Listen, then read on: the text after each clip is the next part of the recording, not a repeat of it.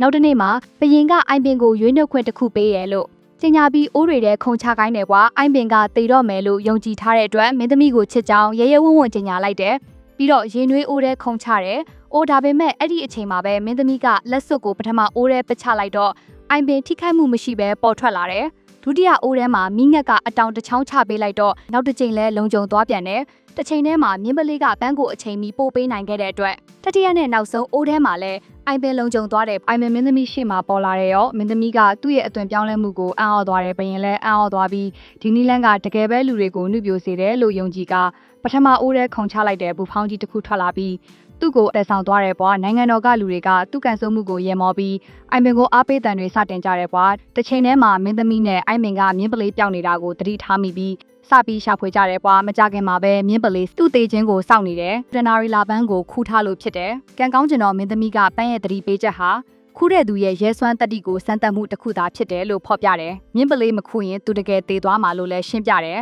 ဒါကိုကြတော့မြင်းပလေးပျော်ရွှင်စွာထလာပြီးသူ့အချစ်ဆုံးတငယ်ချင်းကိုဖတ်ထားလိုက်တယ်ဇကားအဆုံးမှာတော့အိုင်မင်းနဲ့မင်းသမီးနောက်ဆုံးမှာလက်ထပ်လိုက်ကြပြီးနိုင်ငံတော်ကိုဘရင်နဲ့မိဖုရားအဖြစ်အုပ်ချုပ်သွားကြတယ်